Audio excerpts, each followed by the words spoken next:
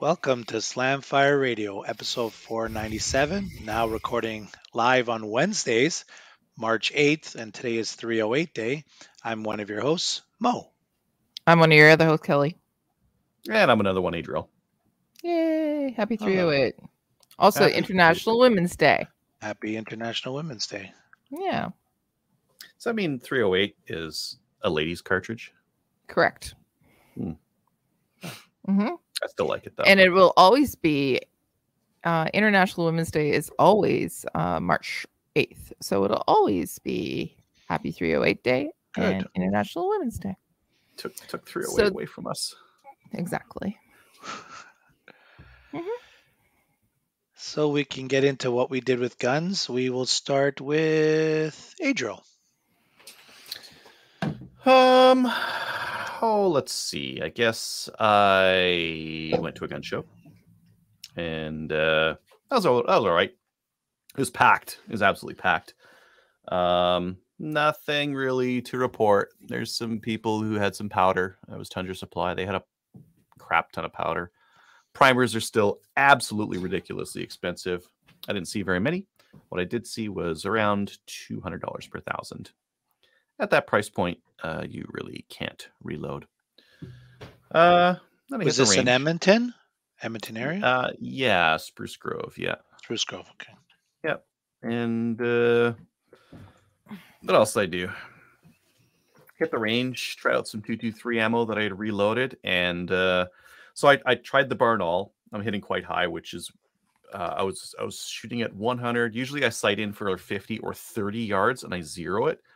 And then that just gets me out to 200-300. I just aim directly on, and I'm good to go. For small rifle primers, I actually didn't see. Yes, $200 per thousand for any kind of primers is what I saw. That's gun show prices, though. That's not real life prices. Yeah. So I shot some Barnall out of my rifle, and it grouped fine. 3 inches high at 100, which is where I want it to be. And then I shot my reloads, and they shot exactly the same place. And this is out of my WS-MCR, just like a bog standard MCR barrel, nothing special about it. And I got a nice tight group, like an inch with a red dot at 100 yards. Probably luck. I didn't shoot another group after that. Mostly because the rounds are like $1 a pop. So why burn all the ammo off knowing that it's on enough, and I'm just shooting 3-gun. I'm not shooting for groups or anything like that. So yeah, I would say that was a smashing success. And then I also had a chance to fire a BCL Bison, which is the Nice. bolt action rifle that BCL puts out. And yeah, it shot sometimes. Yeah, ejected sometimes. Uh-huh. Mm-hmm. Definitely. Okay. Most definitely worked sometimes. Yep. They've already got an update out. They've got an update out for the ejection problem and for the fail to fire problem. So both were problems. This is a Gen 1 of the rifle.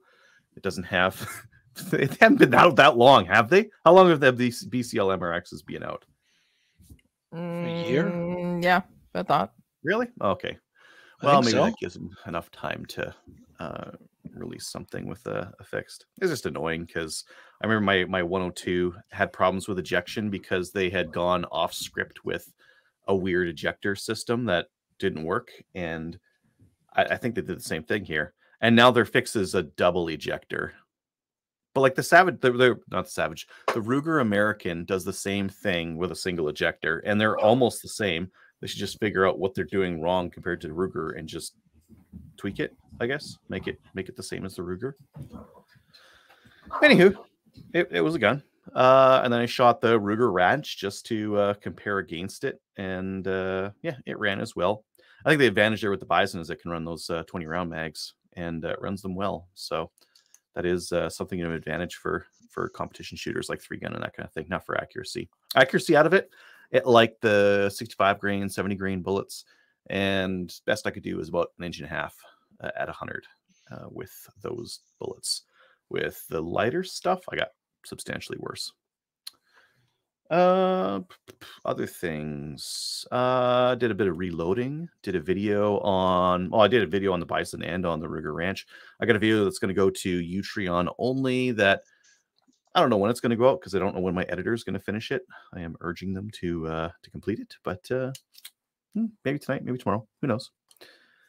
And this weekend, I've got a Sherwood Park Fish and Game. They do like a meeting at the start of the year with all their shooting sports where you meet like all the other people who are doing the other shooting stuff there. And I'm there to rep Maple Seed. Got a couple. Sweet. Thank you. You know what we got out there that I'm kind of excited about? So I'm a member at that range. They have camping spots at that range.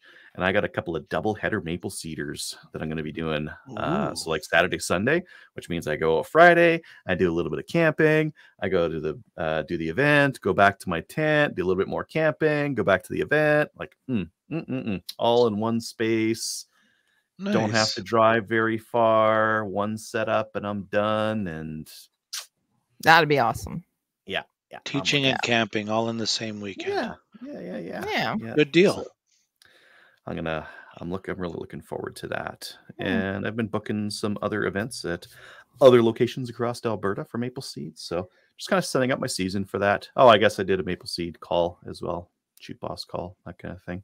First one in 2 months. Is it 3 months? 2 months? It's been a while. I got to do some stuff. I got to email some ranges and just kind of get a couple more events going. But Tom got a couple going for me, so I'll get them in there.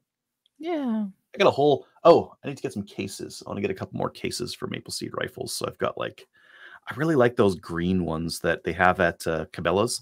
They're like the tactical case. They're really small, not a lot of padding on them, but that's perfect for like a Maple Seed rifle. Just like with a minimum of padding to keep it from really getting knocked around. But then like you can stack those things. You can stack. They're double rifle cases. So I'm just maybe I'll go pick up a couple of those when they go on sale. FYI, you're gonna get a receipt for that, Kelly. I'm gonna be actually not you. Whoever's doing our accounting, or is gonna get that. Yeah. But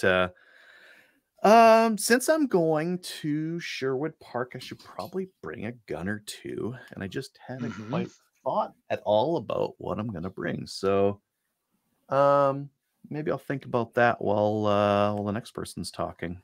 Kelly, what have you been up to for the last little while? I've been off for the past 2 weeks, so I have done a little bit of stuff. Planning for the next She Shoots podcast. It's episode 14. Is it 14? 15. 15. It's going to be next Tuesday night at 8 o'clock Eastern Standard Time. Are we going to still be? Yeah, we'll still be in Eastern Standard Time, I think. So it is going to be the Guns of the Golden West, I think it's called. So we're going to have some reenactors on. They're based out of Calgary, and they do reenactments, as I said. But we have some ladies that are on that are, as well as Bad Bart and Outlaw Annie.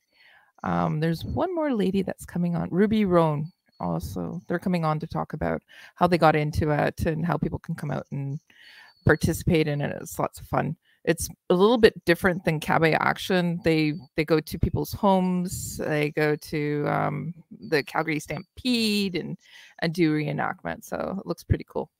The other things that I've been doing. So last weekend was a doubleheader for. So Project Maple Seed has done winter seeds here in Ontario. So last weekend was at Crumlin, which is in London, Ontario. Unfortunately, I wasn't able to get to it. I was planning on getting to it, but we had a big snowstorm, so I wasn't able to go. So our shoot boss in Southwestern Ontario was able to do that. So a big, huge shout out to Russ and the crew from Southwestern Ontario. Week prior to that, we did Eastern Ontario instructor boot camp, as well as winter seed, and that was here in my hometown of Kingston.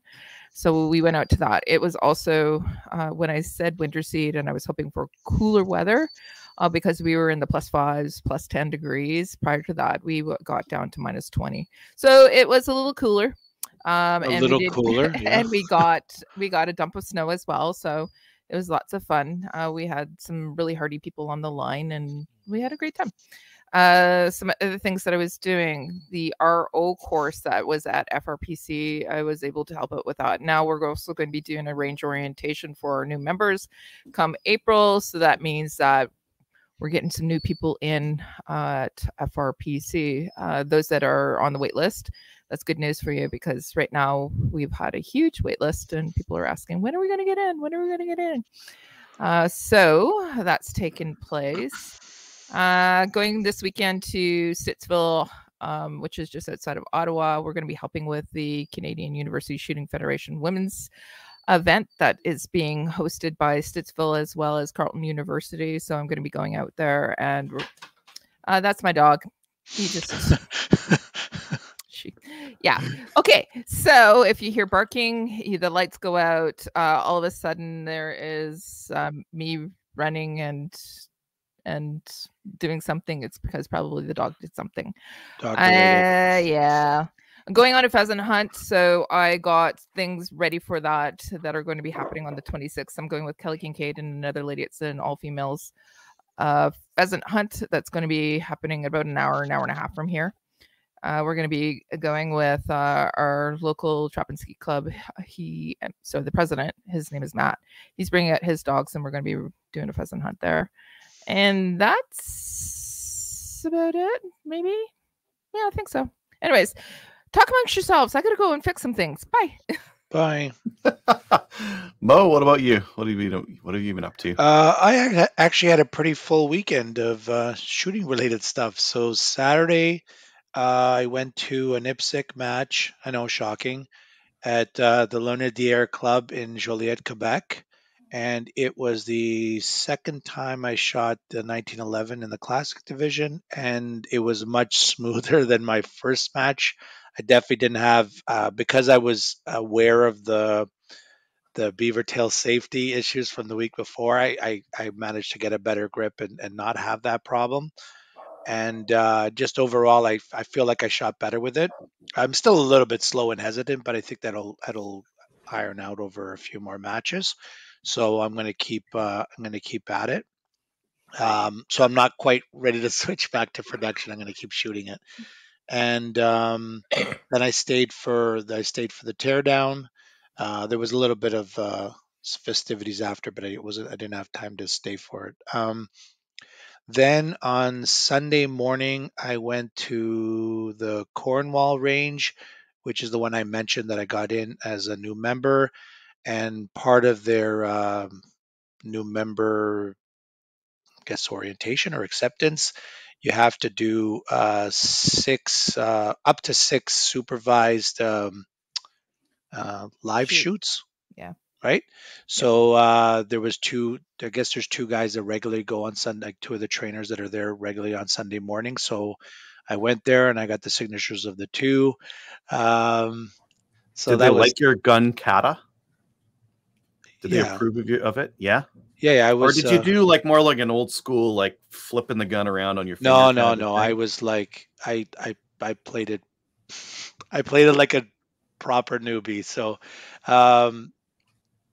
and so I got the two signatures, and then there's going to be an in class in a couple weeks, and then I guess I can get a couple more signatures there. It shouldn't take too long. Hopefully not.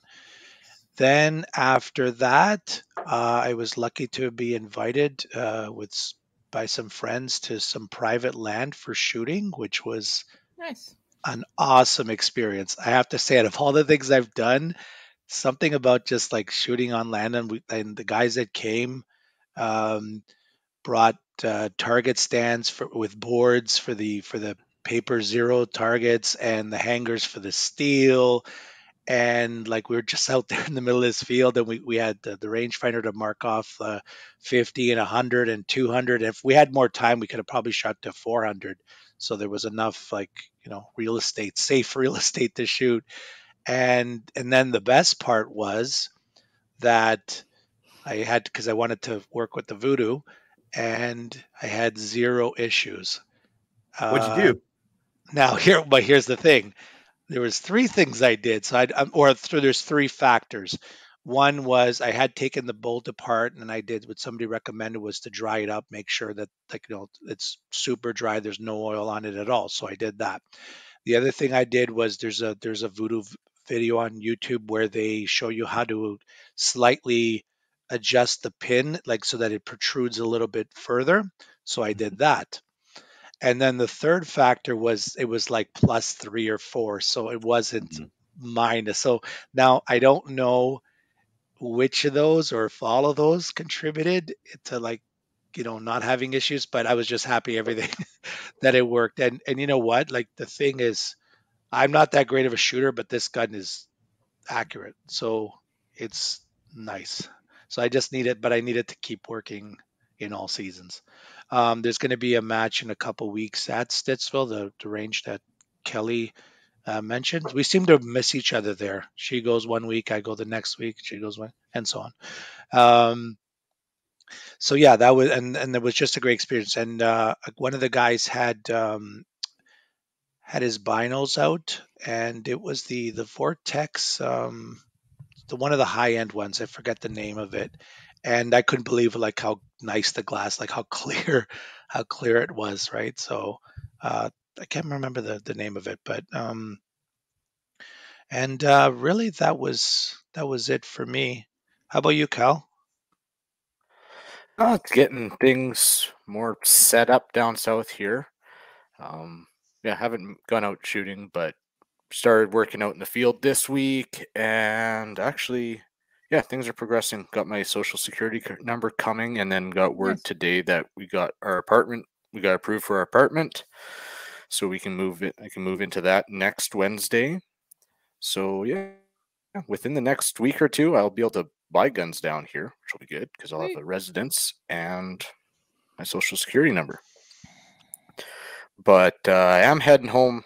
I'm actually flying out Friday back home to Grand Prairie, pick up my truck, computer, all my guns, and drive it all the way back. Oh, you masochist! Oh my god! Yeah. But I want to get them down here in time because next weekend is Superstition Mountain. So basically, I will Oh, drive yeah. back to Carlsbad, get the keys to my apartment, unload the truck, load my 3-gun stuff into my truck, and hit the road for Phoenix. So Nice. Yeah. it'll be How a fun week. How many hours is that drive? It's 33 hours roughly Ooh. from Grand Prairie to Carlsbad, and then another just over 9 from Carlsbad to Phoenix or Mesa. 3-day drive? 2. I think I broke it out where if I leave basically at midnight on Sunday night, I can get to the border crossing I like right at opening, be in Gillette, Wyoming around 8 or 9 o'clock at night, stay with buddy Brent down there. And then from there, it'd be like 13 hours from Gillette to Carlsbad. So I could be back in Carlsbad Tuesday night. Yep. Nice. So yeah.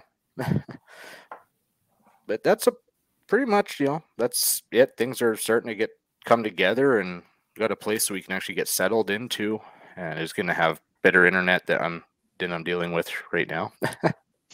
That's great. Are you grabbing the family or just you? Just me this time. It'll be probably another month and a half towards the end of April before they come down. Yeah. Well, good. So, You'll have everything set up for them. for the most part, maybe. Yeah. We'll see. Are you gonna do the dude thing and have like your living room's just gonna be like a lawn chair with a TV and like a PlayStation?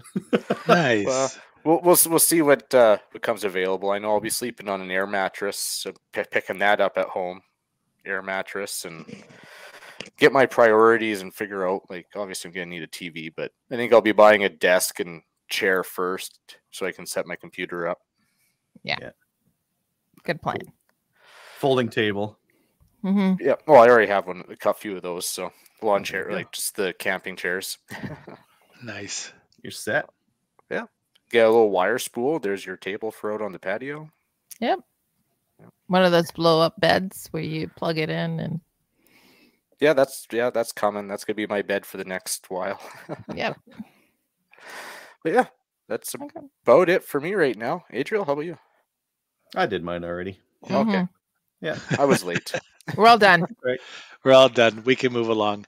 Great. We'll get into upcoming events. For International Women's Day, join Kelly and many other ladies at the Ladies' Days in Stittsville, March 11th, with Carleton University and QSF Women's Group. Yep. There is a Chaz April match is now open, and is the next one related Sorry, to? I was trying to put them in italics before you got there, but Oh, you already okay. got there. And the BOA, like the big bad 2-day event, is opening for registration April 15th. Okay. Sweet. And then, so then there's a Dawson Creek Sportsman Club gun show on April 1st and 2nd. Then there's a Sunridge Gun Show on April 29th, and admission is $10, and kids under 12 free. Go there and say hi to Pete. Hi, Pete. Hi, Pete. We will get into the news, but I think these are last week's stories. Yeah, Yes, they are. Anything interesting happened this week? Don't think so. No, not really. And every time we say it's quiet, then something bad happens the next day. So maybe All we sorts shouldn't of say. interesting things happened. We're just too busy. Can't cover them all. Okay, lots of interesting things. Let's Mhm. move along. For the CCFR Legal Challenge, which the dates have been set and it's coming up April 11th to 20th. CCFR et al. Versus Canada will be heard in Ottawa. Join, donate, and support the CCFR. Very important. You can do that through sending an EMT at finance@farmsrights.ca, or you can also go on their website. For new gun stuff, brought to you by Bullseye North. Need a new boomstick? Bullseye North is Canada's shooting superstore and a proud supporter of the CCFR, with a wide selection of guns and top trending gear for any shooter. Free shipping over $200. Some exclusions apply, like ammo. Subscribe to their weekly newsletter to get first access to the hottest deals. And Yeah, one of the things I just wanted to bring up that they have right now that's on sale is, and you would need a bolt gun that has a very tight twist to do this, but they have 22 caliber, like 224 bullets that are 88 grain, the ELD match. These things would be like javelins coming out of your rifle. They're just so long. Let's see if I can get it. Yeah, right over there. That's the deal. So pretty big. That's what they've got at Bullseye, and they're on sale $52 per 100, which is decent for long precision bullets. Getting on to some of the other stuff here. Rangeview Sports just got an order of Keltec stuff, which means that everyone's getting an order of Keltec stuff. They're just the first to announce it. But they have the SU-22E, which is kind of like an SU-16, but in 22 LR. Those are $700. They also have some RDBs. They have an RDB 20, which is the 20-inch barrel version, and it's $1,560, which is pretty good. I'm surprised those haven't really increased in price, because when they first came out, 2 years ago, they're $1,500, and now here we are, 1450, 15 around there. Yeah, total, like, considering how much inflation has hit a lot of guns and ammo. I am like, this is becoming a better and better deal that they've gotten. So 1560 is plenty good for one of those. Moving on to something that's a little bit pricier in terms of price range. G4C has the a little bit. B&T Yeah, There we go. APC 223. It's $5,130. for a mere $5,000, that baby can be Yeah. yours. What is that? 3 of those Keltecs? Yeah. I mean, it's probably 3 times the quality, but quite pricey. But if you're looking for probably like one of the better non-restricted 223s, which I mean we'll talk about a little bit later, there's that. New rifle in the market. North Seal was announcing the CZ TSR 308. It's a 26-inch barrel precision 308 made by CZ. Comes with 2 10-round mags and a hard transport case, and it looks very, very spacey. The spaciest. Look at all that rail like goes on and like clamps down there to the, it's spacey AF. They got a rail section on the top of that brake, it looks like. Yeah. Uh-huh. Interesting. That's where you put something. That's where you put like if you can get a GoPro. Picatinny mount on your frying pan, you Mhm. burn a couple And then you rounds. burn it. Yeah, you can cook. Yeah, Interesting. there you go. Okay. You're So supposed to it's keep the barrel flat while you're shooting anyway, so it's practice. Don't break the eggs, right? Okay, Y- so serious though, what would you put on it? I think it's just. At I eighth. think it's a gill. I think it's the gills on the top. It's not actually a rail. You can't put a rail on a brake like that. It would be too hot. Looks like that's what I mean. I like Looks the like a frying rail pan though. idea, though. Okay, well let's open up the link. Let's see what other things they've like. Maybe they got some more pictures. Oh, geez, it looks more and more like a rail. I know. It can't be though. It's so silly. Highly effective. It says highly effective, and I don't want to chat. I want to look at your stupid. Yeah, looks more and more like rail. But it can't be. Well, it's tactical, so It's very tactical. It's the most tactical. Come on, show me a close up of that stupid brake. I'm not getting it. I'm losing my my will to research. Anyways, they have that. If you're looking for a shotgun with a little bit of versatility, Western Metal has the Mossberg 500 Field and Slug combo for $660. Comes with a scope.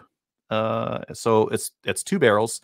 Your slug barrel has a scope on it with a cantilever mount, and your field barrel does not. It's just a rail along it. Looks like it has a cheek rest that you can stick on as well. Seems like good value. Yeah, it's all right. one. Cabela's. Sorry, go ahead. I said it's 2 barrels for 1. 2 for 1. Mhm. You can get the Maverick 88 2 barrels for 1, but it's not. You don't get a rifled barrel, I guess. Yeah, I guess. I like that cheek piece on there because usually with a shotgun you're sitting way over top. That's a good idea. And then finally, I'm not going to pull this up, but Cabela's Wild Wednesday is today. We actually get to talk about these sales. They have some Federal Auto Match, which is 22 LR, $35 for 325 rounds.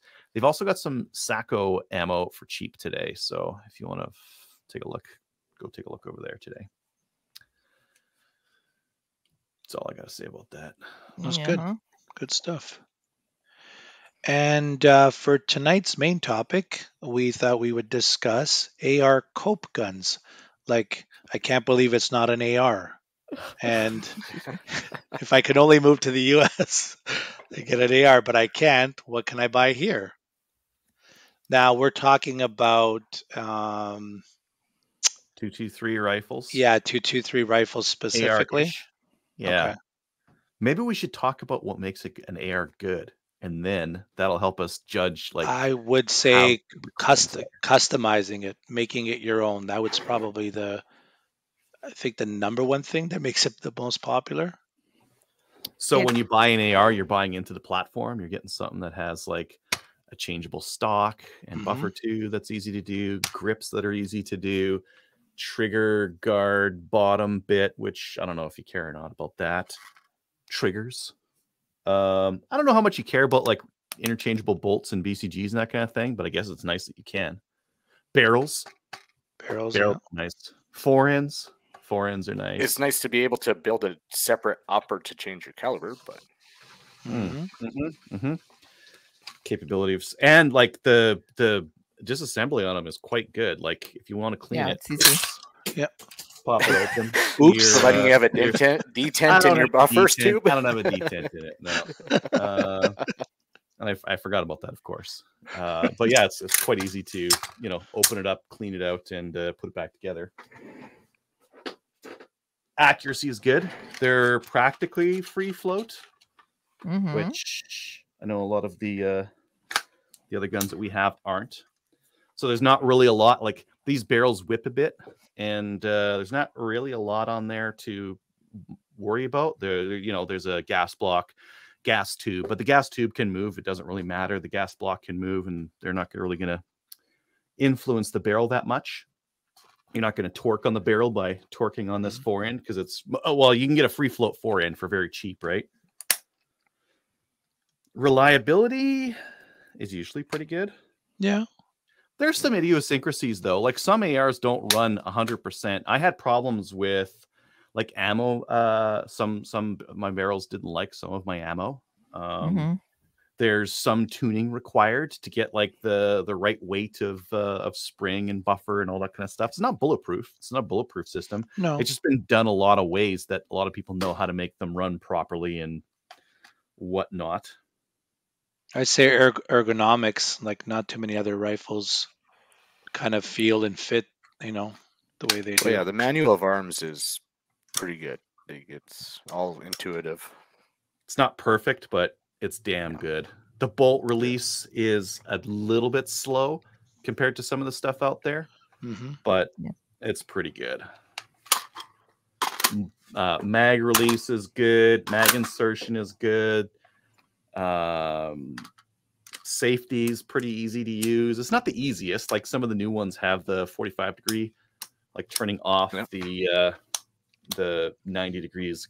Kind of hard to get underneath that guy. It's not that bad though. It can be hard to mortar them. You ever get like a stuck round in there? Like you've got to like collapse the tube on it and ram it down to get the, because it has a non-reciprocating charging handle. You can't use the charging handle to get a lot of like power on it. So that's one thing I like about like a reciprocating handle rifle is that you can kick the thing open if you need to. Yeah. And they're cheap. You can get an AR for $600. Yes. And right now, none of the alternatives are anywhere under 1,500. Some of them, like you could get we could talk about them, but like the WK, you could probably get a used one for like $1,000. Yeah. A used one. Okay. Yeah. Not new. But still, that's like the cheapest. But whereas you mentioned like the MMP, the Sport 2s, whatever they were $600 or $629 at one point. Yeah. So $650 for the longest time, and very good for that price. Yeah. So why don't we talk about some of the alternatives, and we'll rate them on some of the different attributes we just talked about. What about the WK180C Gen 2? How is it for reliability, Kyle? I've heard mixed reviews. I'm not going to give a WK raving reviews, but the Gen 2 is better than the Gen 1, I do believe. Yeah.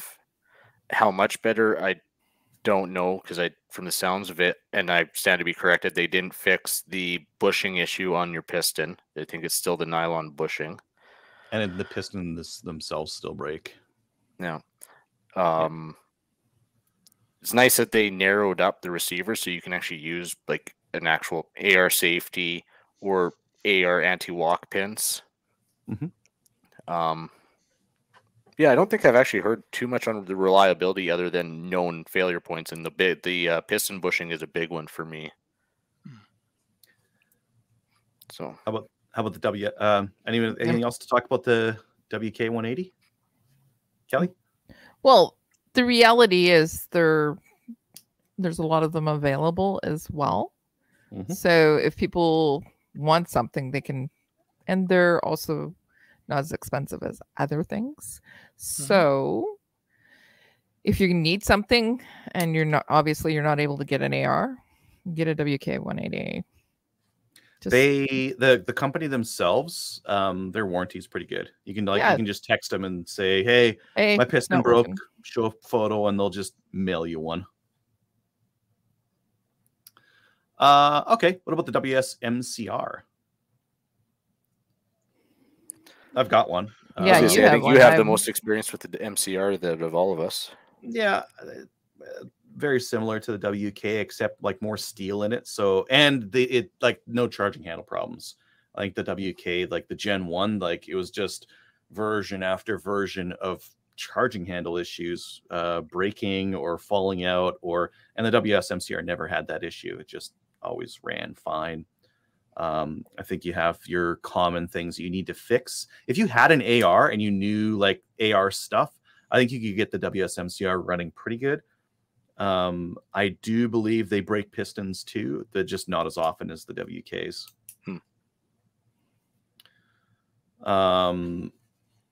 Getting into like actually really similar to those would be like the Lynx 180 or the TNA.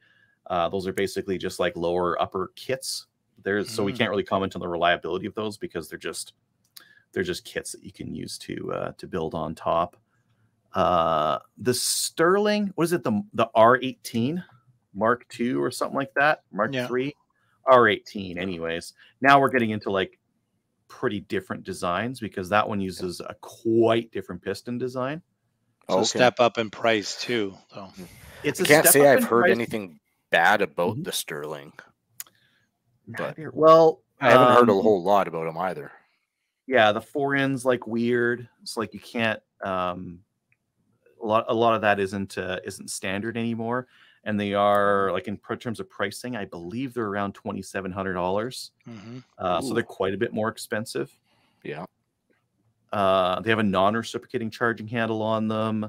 I believe the trigger's pretty good, and I believe that the accuracy is now good. The first gen that they brought out had real skinny barrels, and those ones the accuracy wasn't great, but I believe they fixed that since. Actually, most of the rifles up the way to their barrels, like the original WK-180 had a skinnier barrel. The new ones that they're selling now have thicker barrels, and I think these guys did the same thing. Started with thin barrel, went thicker. A couple of new ones that I have not seen to play with are the Crusader and the BCL.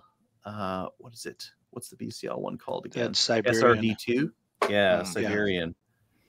And the Crusader's the Templar. Are we talking about the Templar? It's so tall. Yeah, I believe so. Yeah, the receiver on it's so tall. It's like monstrously huge, and it's still using that WK-180 gas system, I believe. So the same piston. There was actually a video just recently put out that talked a little bit about that gas system and why it doesn't work that great. Basically, it came down to thin piston at the back, sharp angle, and then a thick piston. And because of the way it pushed back, this thin part was always going to be the bit that like wobbled, and that sharp transition where the spring has to butt up against is always going to be where it snaps. Oh, like the original. I mean, that's the SVT-40 gas system, but the SVT-40 uses a cup and a 3-piece rod where like all the pieces are the same, and there's no stress points on it. And I believe the Crusader, because the Crusader is made by the same guys that make the WS-MCR. Well, they don't make the MCR anymore. They make the Crusader now. That's their upgraded version. The Crusader, one good thing to say about it, like they have a version that comes with like decent furniture and whatever on it. I know a lot of these things come with garbage that you're just going to have to replace right away. So it's kind of nice that that's on there. But the Crusader Templar, the regular version, no, not even regular. It's got an ACR stock. Yeah. Trigger Tech trigger. That one's $2,250. Yeah, the one with the nicer trigger. Yes. I guess that's okay. And then the BCL SRV2. I thought that one was quite a bit cheaper. 17, isn't it? 16.95, 17, something like that. That's really decently priced. I think so. But you got that that Gen 1 troubleshooting to do. Oh, it looks so good. The lines on it are so clean. $1,700. The price is right, but you know what you're going to catch from getting something that cheap. If someone has one, send it to Adriel, and he'll do a video on it. I think you should do a comparison test on all of this. If I could get my hands on, right? Yeah, I need to get my hands on all of them, and they would need to be new versions of them because a lot of this stuff, they're changing them year after year. Like a WK-180, an early version WK-180 is not the same as a new version, and the WS-MCR has been changing quite a bit. The Sterling's changed. The BCL's too new to change yet. The Crusader Templar, I'm not sure if they have had like multiple generations of that. I don't think so. No, but those are all like your 180 series. I think that's all of them. Are there any others? There are, but they're not worth talking about. There's the Jard 180. Yeah. Not one worth that looks talking like about. one that looks like a 2x4. No, well, they have a 9mm that looks like a 2x4, but they have a 180 that they just really messed up. Like the magwell on it's horrible. There's like screws that are like your over insertion stops, and they like wreck your mags. It's just stupidity after stupidity. So let's not even talk about that one. The 180 I wish had come into fruition was the Armalite. Was last year they were talking about bringing back their version of the 180. And, with polymer and that kind of thing. Well, just I think it was still going to be like steel, but they were talking about actually building it. When I went for a tour there, I was talking with them about that, and yeah, they were like, "Oh, we're talking about it." Well, you'd have a killer market in Canada because that's basically all guys are shooting right now. But I guess that didn't come to fruition. I mean, yeah, we talked about the 180 series, but we didn't talk about the original AR 180B. If you could find them, what do they go for these days? Wonder. $2-3 grand, probably $3 grand. If you can find them, I don't think there's many available. No, I had one. Yeah, I don't act like, aside from the reliability, I think they're a big downgrade from what we have right now. They're a big downgrade in like replacing parts. They had a crappy fore end on them. The rail, the optics rail wasn't that good. It was like a chunk of rail that you had to buy aftermarket and then put on, or spot weld on the thing. They had a polymer lower. The polymer lower at the front of it, it would break at the hinge point. Like there was a number of like downsides to that original 180B. If they redid it in aluminum for the lower, I'd be interested.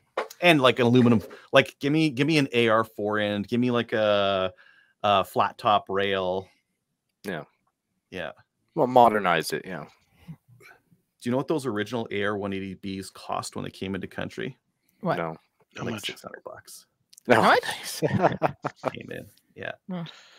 For the longest time, you can get them for like $1,000 too. But yeah, they stopped making them. I mean, for Armalite, why would you? You can make AR-15s once you got those things spun up, and you can sell them for more, and they're easier to make. Yep. So, which one do we want to talk about next? We want to talk about some expensive versions, some bullpups, some bolty boys. I think the step up from all those would be then we get to the CZ Bren 2, right? Yep. In terms of the next jump in price, and then obviously quality and reputation. Yeah, the Bren MS2. MS2, is that what it is? Yeah. Yep. Are they in country? Well, Are the they restricted, it's all the shorter barrel restricteds, right? What are they going for right now? 32 or 3.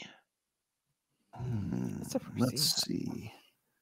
G4C, $3,300. That's restricted. Yeah, and Okay. unless you go through getting a barrel for it, they're all restricted.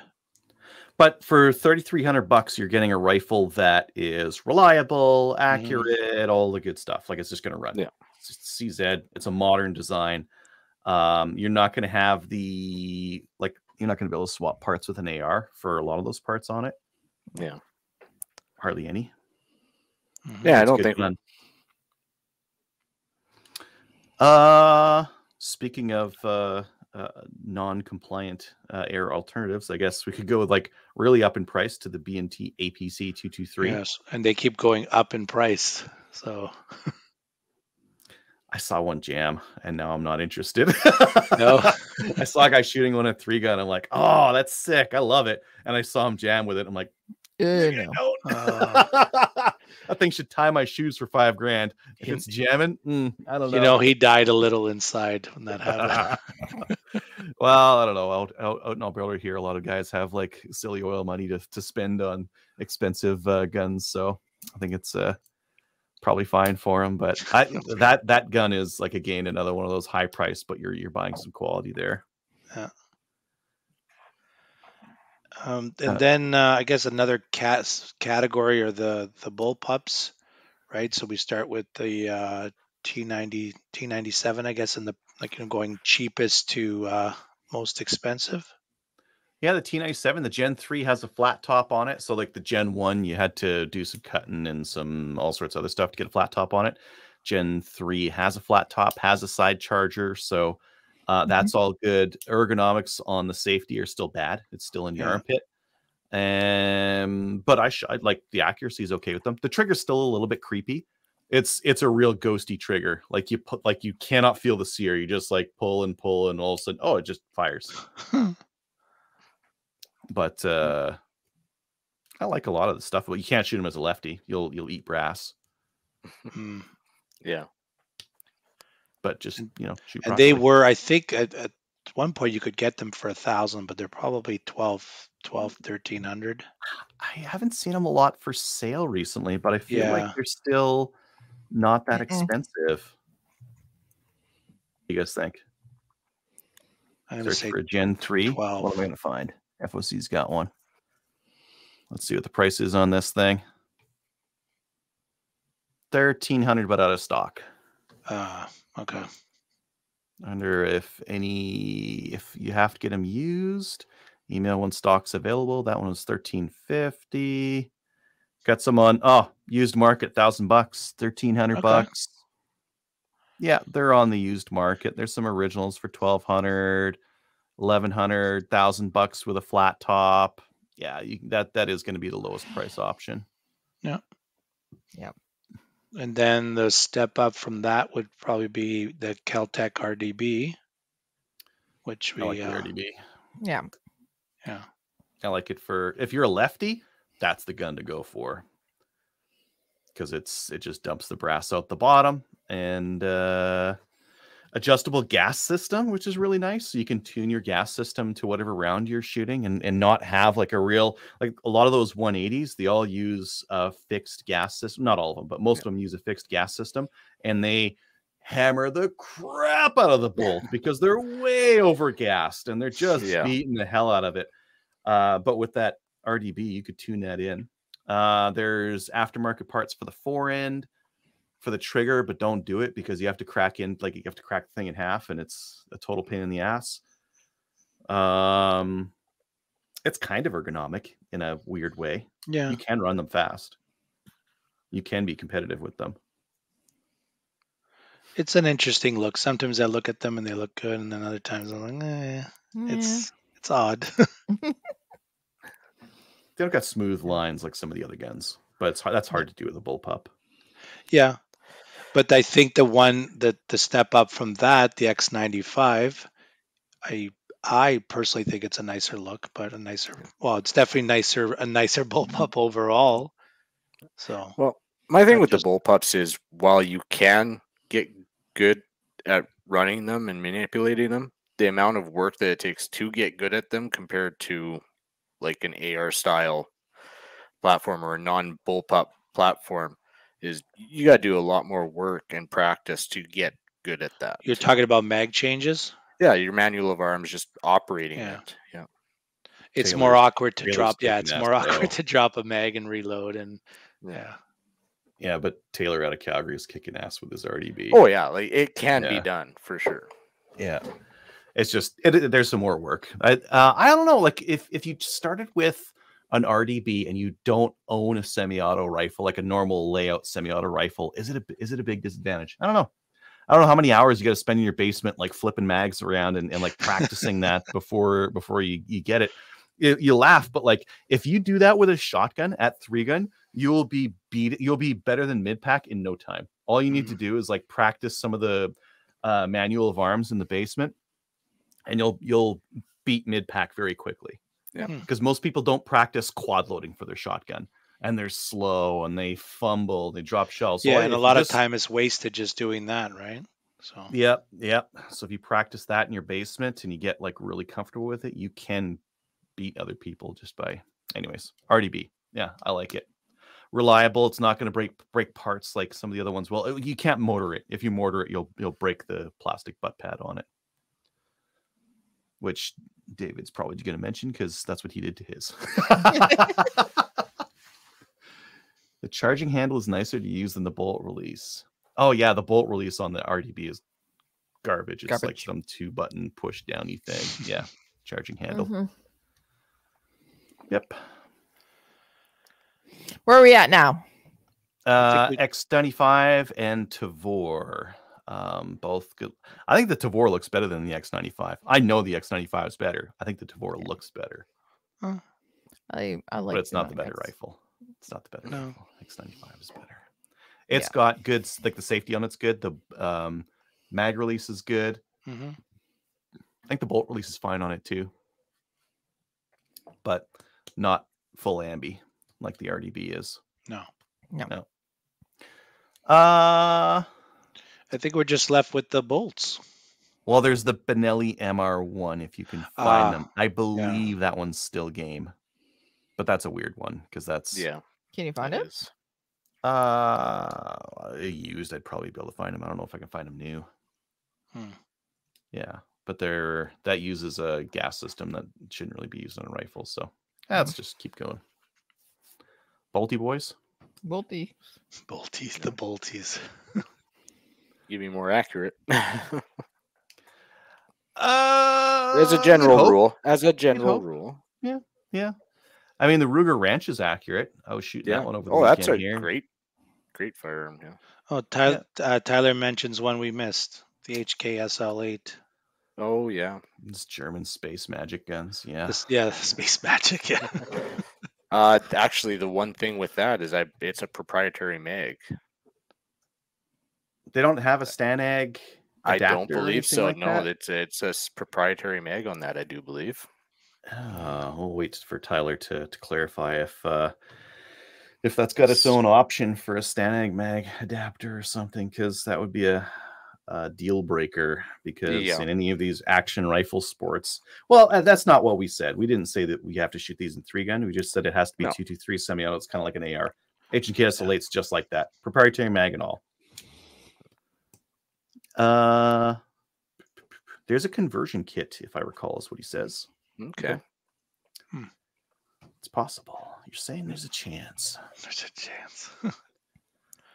Yeah, for the bolties, the Ruger wrench is good. Sometimes I found that it's got a very short magwell on it because it's a bolt action rifle that they just like stuck an AR magwell on, and it's not supportive enough, and it allows the mags to rock. And sometimes it doesn't feed rounds, so you put the mag in and you run the bolt. And I saw actually a listener of the show, them and I think it was their daughter shooting it, and that's what they ran into was failures to feed, and it probably mag related, right? Yeah, it has to be. Yeah. The BCL MRX, which I was talking about a little bit earlier, 20 round mags. Nice. Yeah. Slick bolt. Yeah.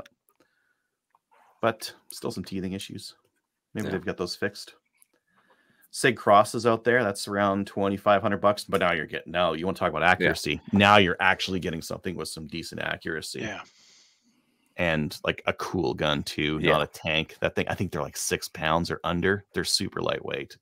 Oh, they're that light? Nice. Yeah. Yeah. The CZ it's not the Alpha 600. It is the Trail 600. Let me find it. Yes, it's the Trail 600, the 600 Trail. That thing is a lightweight chassis style bolt action rifle. And it takes, I think those are AR mags. I want to believe those are AR mags that it takes. Features AR mag compatibility in 223 and uses CZ Bren 2 magazines in 7.62x39. Yep. Okay. It's possible.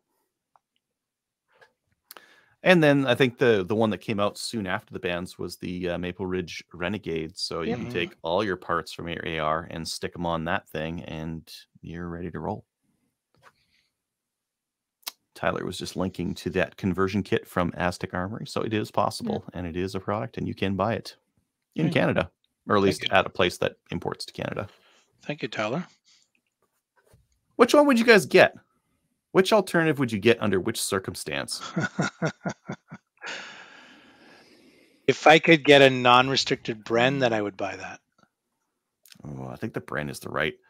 If they could just bring them in with a longer barrel, I think that would be the right choice. If you had like $3,000. Like if they put out a pre-order and I could order, I would. Mm-hmm. Oh, I didn't mention the SG 542. They're not really available that well. Kelly, what about you? I think that Well, I got a WK already, so I really like shooting the X95. So Mhm. I think I would get my own, or I'd actually go along with Mo as well, the Bren 2. Yeah. Do you want to co-buy one together? Sure. Let's do And that. then we'll share custody. Yeah, we can meet in Cornwall and opposite weeks. How's that? Yeah, or Stittsville. Okay, let's do that. Kyle, are you going to buy one of these? Or are you just going to get an AR? Oh yeah.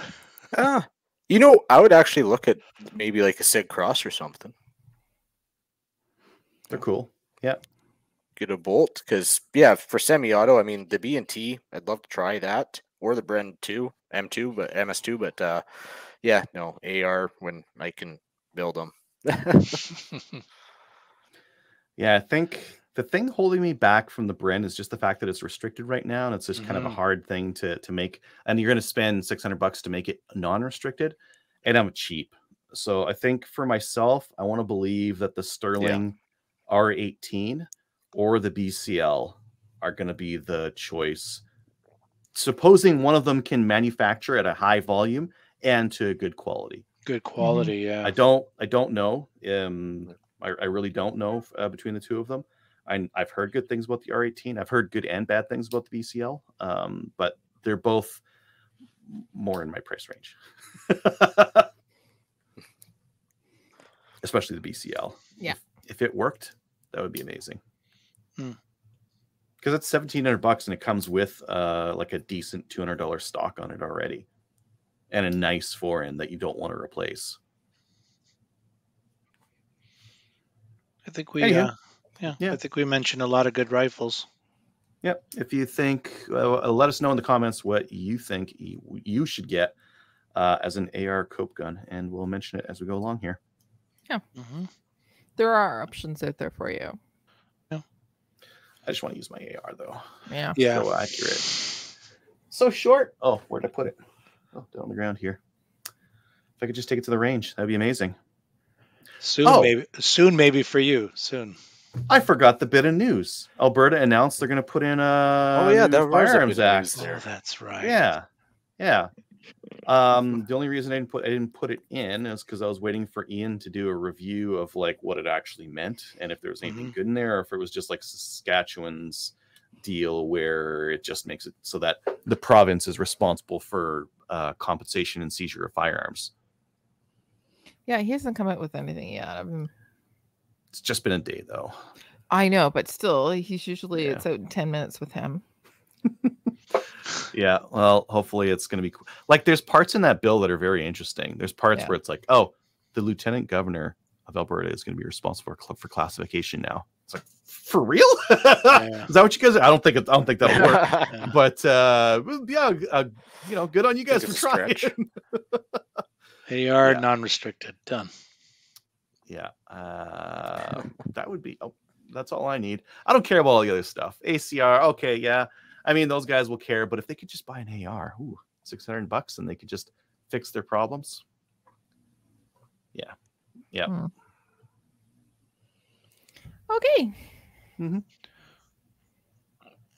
Tomas says, can confirm RDB mag changes are better when you have never owned a standard pattern AR rifle. You don't know what you're missing, so you don't care. You just learn with what you got. True. Okay. We will get on to listener feedback. We have the first email from Jonathan, which I will cover. Hey guys, I started getting into guns last year, so I still have lots to learn. I want something AR-like to shoot, but being in Canada, that's a challenge. I've read a lot of Adriel's reviews and his article on the wild world of Canadian AR 180s, and I'm thinking that might be the way to go. Obviously, I want something non-restricted until they ban everything. I'm considering picking up a used WK180C or WSMCR and swapping the lower for a Lynx 180B.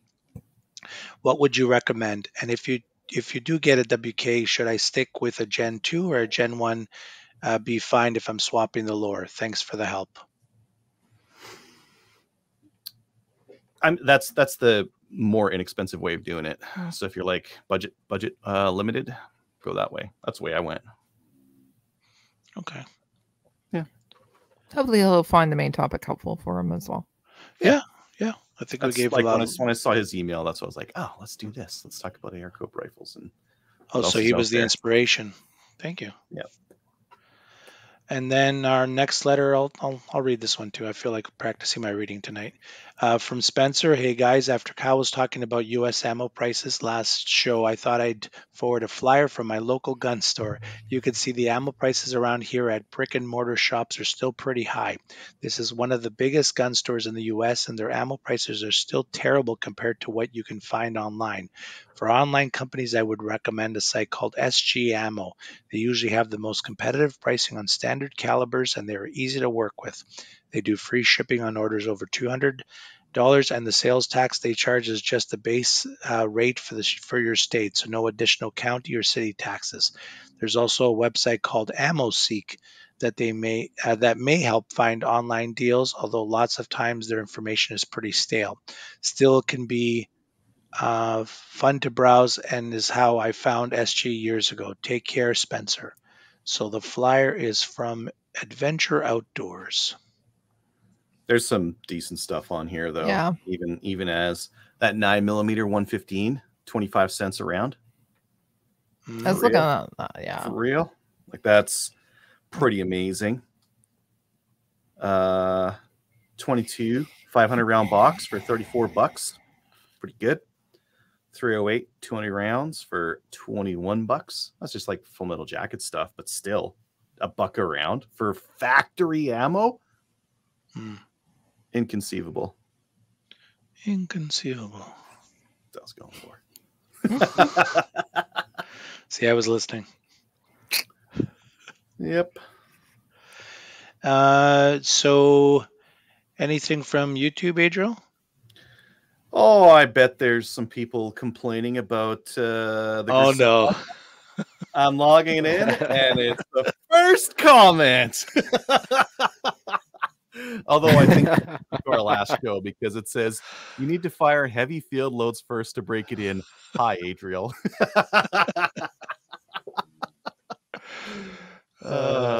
Trevor Furlot, I remember that guy. Yeah. Says evening, gents. Tony was mentioning. Now I think. Did we get that? No, we got that comment last time. We read that one. So I think that's all of them. Yes, that's all of them. Okay. And if you go to our website, you'll find a Cabela's link. And if you use that link for one of your purchases, it'll help support the show and you'll buy something cool. And then we will also mention it once a month. We'll mention all the purchases. If you'd like to support the show, you can do so through Patreon and Utreon. If you'd like to email the show, we'd love to get your letter and read it online or read it live at slamfireradio@gmail.com. And anyone have a shout out tonight? Not a shout out, but one of the listeners had asked, should they do Patreon or Utreon? And our cut is better with Utreon. So Utreon, let's do the new thing. That's what we recommend. They're both good, but Utreon is the cut's better because they're newer. That's some good honesty. Kelly? No, I'm good. Thank you. Kyle? You want to talk about your new coffee maker? Well, yeah, I got a coffee maker now.